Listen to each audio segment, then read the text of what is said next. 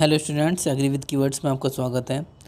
हम बात कर रहे हैं फंडामेंटल ऑफ फॉरेस्ट्री की। ओके, इंट्रोडक्शन ऑफ फॉरेस्ट्री की अगर हम बात करें तो यहाँ से कल आपका एग्ज़ाम है, तो अगर आप इस वीडियो को देखोगे तो अच्छे से अच्छे नंबर आपको मिल सकते हैं, क्योंकि मैं यहाँ पर पूरा जो फॉरेस्ट्री है, ओके, फॉरेस्ट्री को पूरा डिफ़ाइन करने वाला हूँ। तो अगर आप इस वीडियो को पूरा देख लेते हैं, जो क्वेश्चन मैं आपको बताऊंगा वीडियो में, आपको कौन से क्वेश्चन आपको पढ़ने हैं, अगर आप इनको थोड़ा सा रिवाइज करके जाते हो, तो रिवाइज करके या रिवीजन करके अगर आप जाते हो तो इसका बेनिफिट आपको मिल जाएगा। एक्चुअली क्या है ना, वीडियो में पहले भी ला सकता था, बट मैं आपको पता ही है कि रमज़ान चल गए हैं और इस वजह से थोड़ा सा मुझे डिले हो जाता है, क्योंकि काम भी करना पड़ता है थोड़ा, ठीक है। और घर आप सब जानते होंगे थोड़ी सी प्रॉब्लम होती है, बट फिर भी मैं आपके लिए प्रयास कर रहा हूँ। ओके, तो स्टार्ट करते हैं स्टूडेंट। सबसे पहले हमने पूछा है सिल्वीकल्चर क्या होता है। सिल्वीकल्चर की अगर बात करें, इंग्लिश में डेफिनेशन की बात करें तो ये डेफिनेशन आप लिख सकते हो, डेफिनेशन है, ठीक है, सिल्वीकल्चर की। अब ये हिंदी की अगर बात करें तो देखो, silviculture is that branch of the forestry की एक ब्रांच होती है जिसमें establishment, development, care and reproduction of stand timber, ठीक है। तो सिल्वीकल्चर एक ब्रांच है, किसकी ब्रांच है? फॉरेस्ट्री की ब्रांच है, जिसमें हम विकास, इस्टेब्लिश्ड या स्थापना, विकास, उसकी देखभाल और उसका रिप्रोडक्शन का अध्ययन करते हैं। किसका? ट्री का, पेड़ का। इस बात का ध्यान रखना, ट्रीज का। वनवर्धन वानिकी वह शाखा है जिसके अंतर्गत हम वन के सदस्य की वृद्धि, विकास, उसका ध्यान प्रजनन के द्वारा वन, आप कह सकते हैं कि वनवर्धन वानिकी विज्ञान की वह शाखा है जिसके अंतर्गत हम वन के क्या करेंगे, वन का विकास, वन का केयर मतलब समझते हो, केयर करना, ध्यान, देखभाल करना, ओके, और उसका इस्टेब्लिशमेंट करना, स्थापना आदि का अध्ययन क्या किस में किया जाता है? सिल्वीकल्चर में किया जाता है। ओके, ये डेफिनेशन है।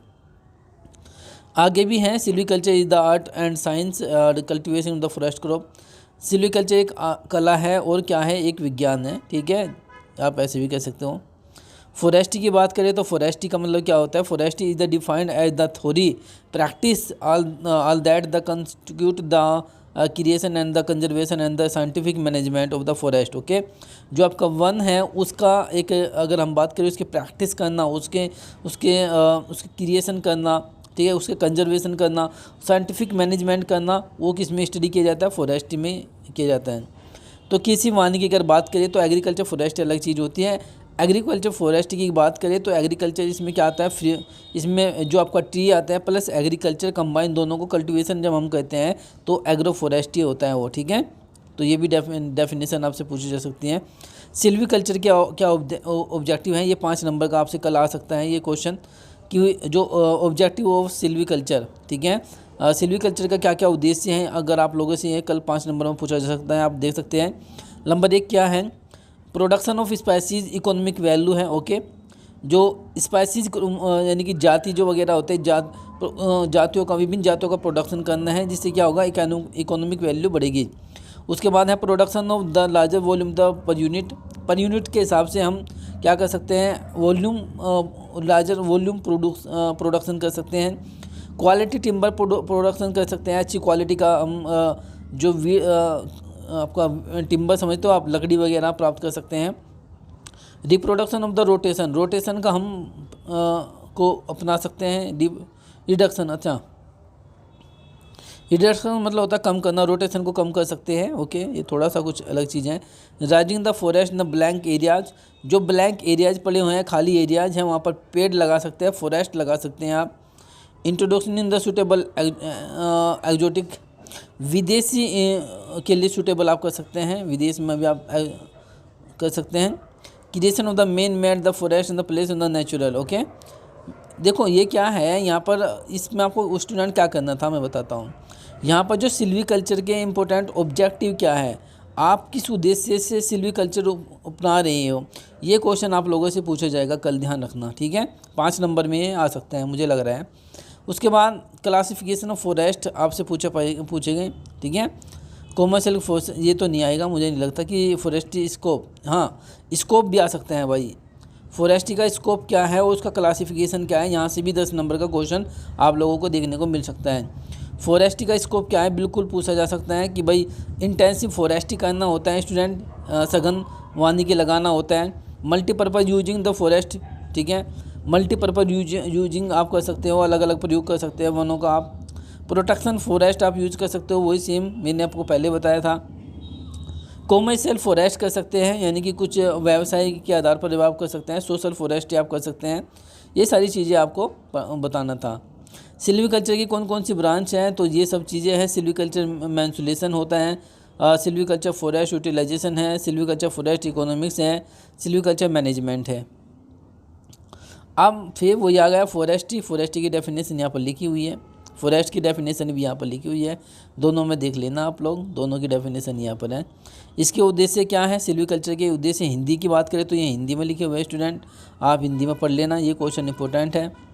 उसके बाद फॉरेस्ट का क्लासिफिकेशन मोस्ट इंपॉर्टेंट है, ये 10 नंबर का क्वेश्चन है, इसे ज़रूर पढ़ के जाइएगा स्टूडेंट। 10 नंबर का क्वेश्चन आपके एग्जाम में यहाँ से आएगा, फॉरेस्ट क्लासिफिकेशन। अगर आप में से कोई क्वेश्चन पूछना चाहते हैं, अगर आप मुझसे पूछे कि सर मुझे 5 क्वेश्चन बता दीजिए जो 30 नंबर के आएंगे, तो मैं बिल्कुल आपको बता सकता हूँ। एक तो आपको जो फॉरेस्ट है, क्लासिफिकेशन ऑफ फॉरेस्ट जो है उसे पढ़ना है ज़रूर। दूसरा एग्रो फॉरेस्ट्री क्या है, एग्रो फॉरेस्ट्री का इंपॉर्टेंस क्या है वो पढ़ना है। सिल्वीकल्चर के ऑब्जेक्टिव क्या है, सिल्वीकल्चर के उद्देश्य क्या है उसे पढ़ लेना। जो मैं बता रहा हूँ उसको ध्यान से पढ़ना और आपके ध्यान से समझना और इन्हीं को पढ़ के जाना। थोड़ा सा हेडिंग को फोकस कीजिएगा। आयु के आधार पर on the basis of age, संरचना के आधार पर on the basis of structure, प्रबंध उद्देश्य के आधार पर on the basis of objective, किस उद्देश्य से हम आग लगा रहे हैं, on the basis of position, ठीक है, किस पोजीशन के आधार पर हम, किसी विविध परिस्थिति के आधार पर हम लगा रहे हैं। तो बिल्कुल इंस्ट्रूमेंट द हायर मेजरमेंट, ये भी आपसे पूछा गया था। टॉपिक है instrument method of the height, ये क्वेश्चन आ सकता है मेजरमेंट वाला। ऊंचाई मापन कैसे होती है, ऊंचाई पृथ्वी की सतह से एक रेखा दूरी है, ये सब लिखा हुआ है, आपको मैं PDF दे दूंगा। बॉल हाइट क्या होती है, बॉल हाइट आपसे पूछ सकते हैं, बॉल हाइट क्या होती है। ज़मीन के स्तर और मुकुट बिंदु के बीच की जो पेड़ की दूरी होती है उसे हम क्या बोलते हैं, क्राउन बोलते हैं। ओके, उस शाखा को ही बॉल हाइट बोला जाता है। उसके बाद क्राउन हाइट, ये सब principle of the height measurement, ये सब पढ़ लेना स्टूडेंट। यहाँ से थोड़ा सा ये है मेजरमेंट कैसे करेंगे, वो सब इसमें लिखा हुआ है, मैं से आपको PDF दे दूंगा इसका, ठीक है। जहाँ तक एक्सप्लेनेशन की बात करें तो यहाँ पर मैं एग्रो फॉरेस्ट्री के मतलब होता है जिसके अंतर्गत हम ज़मीन पर एग्रीकल्चर की क्रॉप्स भी लगाएंगे और फॉरेस्ट भी लगाएंगे, दोनों को साथ उगाया जाता है, तो एग्रो फॉरेस्ट्री कहलाता है। ये 10 नंबर का क्वेश्चन आएगा, एग्रो फॉरेस्ट्री क्या होता है, इसके इंपॉर्टेंस क्या है, ठीक है, इसके कंपोनेंट ऑफ एग्रो फॉरेस्ट्री क्या क्या है, सब चीज़ें पढ़ लेना स्टूडेंट। ये सब एग्रो फॉरेस्ट्री हैं, ठीक है। किसी विशेष भूमि पर निम्न प्रकार की फसलें उगाई जाती हैं, जिससे आप, ये सब चीज़ें आपके सामने हैं। इम्पोर्टेंट ऑफ एग्रो फॉरेस्ट्री का क्या महत्व है, किसान की आधारभूत आवश्यकताएं होती है, बिल्कुल। उर्वरकता बनाए रखते हैं पेड़, बिल्कुल, आप ऐसे भी कह सकते हैं। मदद रोजगार की प्राप्ति आप कर सकते हैं, बिल्कुल। आय की प्राप्ति आप कर सकते हैं। जल भराव वो जो उसके जब वाटर लॉगिंग कंडीशन होती है तो उस समय वाटर बढ़ जाता है सॉइल के अंदर, तो उसको रोक सकते हैं आप, बिल्कुल। ये सारी चीज़ें स्टूडेंट आपको पढ़नी है, ठीक है।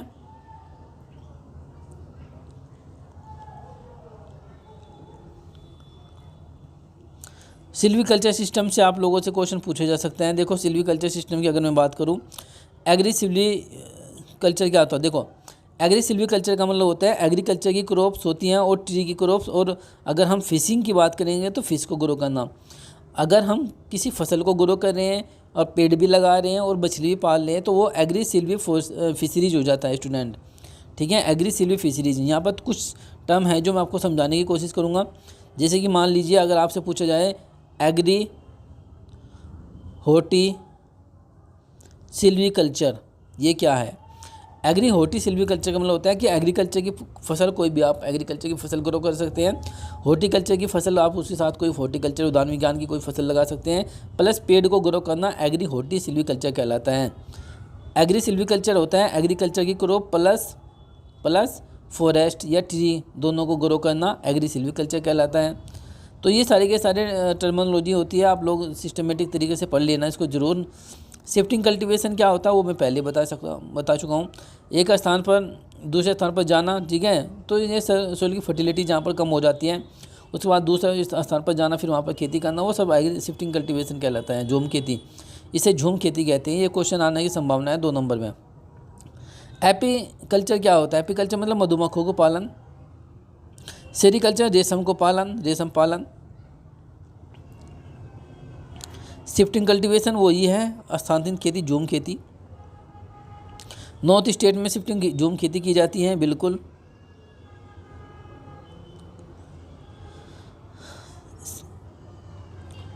ट्रांजियो सिस्टम क्या होता है? सब ब्रांडीज इंडियन मिलाया, ठीक है। आप अगर बात ट्रांजियो सिस्टम शिफ्टिंग कल्टीवेशन का रूपांतरण रूप है। इसमें फॉरेस्ट क्रॉप के साथ साथ एग्रीकल्चर क्रॉप को कुछ सालों तक, लगभग 1 से 3 साल तक टोंग्यो के रूप में उगाते हैं, जब तक कि वह छोटे आकार की रहती है। इसके बाद वहाँ से दूसरी जगह आकार से इस क्रिया को दोहराते हैं। तो ये मतलब वही है, ये भी शिफ्टिंग कल्टीवेशन का प्रयोग होता है, बट यहाँ पर 1 से 3 साल का समय लगाता है, वहाँ पर 1 से 3 साल का समय नहीं लगता है। ट्री टाइप्स ऑफ ट्रांजियो सिस्टम के कुछ प्रकार हैं, आप इन्हें भी चाहे तो पढ़ सकते हैं। ये कुछ ज़्यादा। एलिक्रोपिंग आपसे पूछा जा सकता है 2 नंबर में। एलिक्रोपिंग क्या होती है? जब 2 ट्री के बीच में ज़मीन पर जब कोई खाली ज़मीन पर आप फूड क्रॉप लगा देते हैं, फोडर क्रॉप लगा देते हैं, तो उसे एलिक्रोपिंग कहते हैं स्टूडेंट। 2 फसलों के बीच में, मान लो एक पेड़ यहाँ लगा हुआ है और एक पेड़ यहाँ लगाया है, और आपने यहाँ पर कोई फोडर लगा दिया, चारे वाली फसलें लगा दी, तो वो एलिक्रोपिंग कहलाती है। विंड ब्रेकर, शेल्टर बेल्ट, मैंने पहले ही बताया था। शेल्टर बेल्ट का प्रयोग जो होता है प्रोटेक्शन के लिए होता है, ठीक है, प्रोटेक्शन के लिए होता है। जबकि जो आपका विंड ब्रेकर होता है, इसका प्रयोग हवा की दिशा को चेंज करने के लिए किया जाता है। दोनों में बहुत अच्छे क्वेश्चन हैं, आप सकते हैं, आपसे क्वेश्चन दोनों भी पूछे जा सकते हैं student. Forest regeneration most important topic है, यहाँ से क्वेश्चन आने की संभावना है स्टूडेंट, यहाँ से क्वेश्चन आने की संभावना है। तो फॉरेस्ट रीजनरेशन का मतलब होता है जब पुराने पौधे से नए पौधे प्राकृतिक रूप से विकसित करते हैं, तो उसे फॉरेस्ट रीजनरेशन के नाम से जानते हैं। इसके नेचुरल रीजनरेशन होता है और आर्टिफिशियल रीजनरेशन होता है, 2 प्रकार का रीजनरेशन होता है। आप लोग पढ़ लेना इसको, ठीक है। नेचुरल कौन कौन सा होता है? जैसे कि आपका सीड के द्वारा होगा स्टूडेंट, सीड के द्वारा हो गया, जर्मिनेशन एस्टेब्लिश्ड सीडलिंग के द्वारा हो गया, ये सब है। इसे पढ़ लेना अच्छे से, थोड़ा सा इसको पढ़ के जाना। पोलार्डिंग क्वेश्चन पूछा जा सकता है। पोलार्डिंग क्या होता है? जब किसी पोल साइज के ट्री के ज़मीन से यानी कि 1 से 1 मीटर काटने से नया पौधा तैयार होता है, तो उसे पोलार्डिंग कहते हैं। देखो मैं बताता हूँ पोलार्डिंग क्या होता है। मान लीजिए ये प्लांट है, कोई एक पेड़ है, और अगर आपने ये पृथ्वी है नीचे, अगर आपने यहाँ से अगर इसको कट कर दिया, तो अगर यहाँ से कोई नया पौधा बनता है, तो ये क्या कहलाता है? पोलार्डिंग कहलाता है। POLLARDING, pollarding. मोस्ट इंपॉर्टेंट है, क्वेश्चन कॉम्पिटिशन में पूछा जाता है। आर्टिफिशियल रीजनरेशन क्या होता है? ये सब उसके ऑब्जेक्टिव हैं, आप लोग देख लेना भाई, इसमें थोड़ा सा अगर हो सके, ठीक है।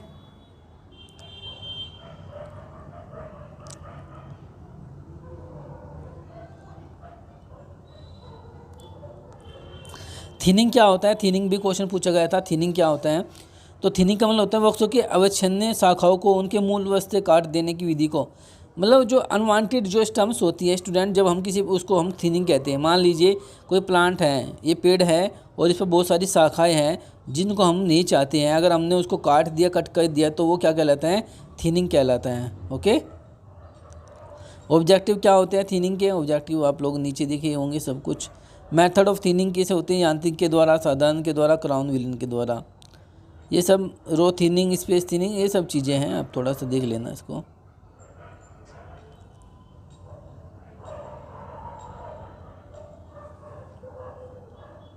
क्वेश्चन है स्टूडेंट, ठीक है, फॉरेस्ट क्लासिफिकेशन का, यहाँ से क्वेश्चन आने की संभावना है। कल यहाँ से आपको एक क्वेश्चन जरूर देखने को मिलेगा।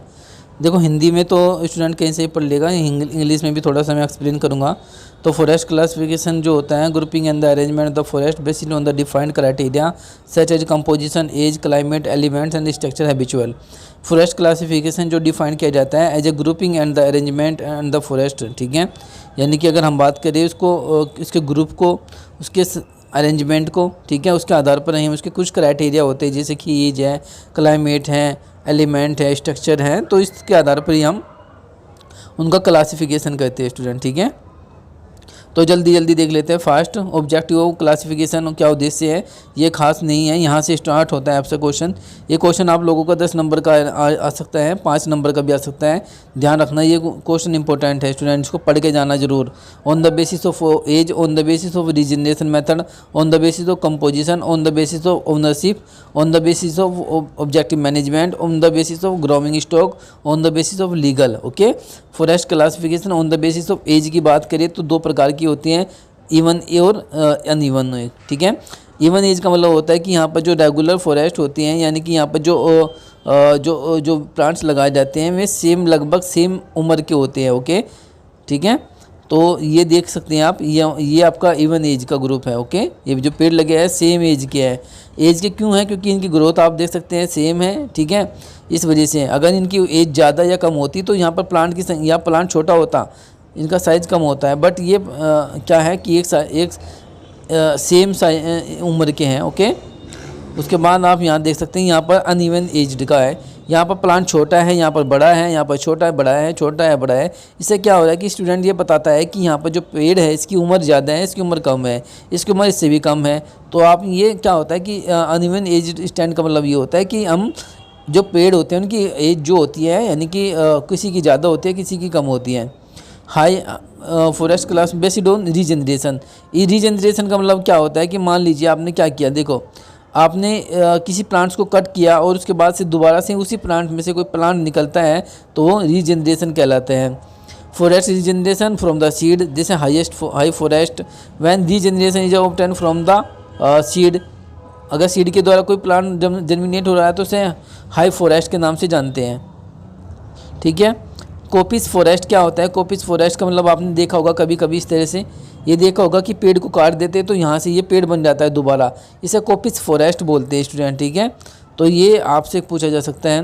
प्योर फॉरेस्ट का मतलब होता है कि इसमें केवल 80% क्या होता है, 80 से ज़्यादा या 80 से कम क्या होती हैं, यहाँ पर प्योर स्पीसीज होती हैं, यानी कि केवल यहाँ पर एक ही स्पीसीज के प्लांट लगे होंगे। अगर बांस के हैं तो बांस के लगे होंगे, अगर सागौन के हैं तो सागौन के लगे होंगे। तो यहाँ पर स्पीसीज मिक्स नहीं होती हैं, यहाँ पर जातियाँ अलग अलग नहीं होती है, एक ही जाति के प्लांट्स होते हैं।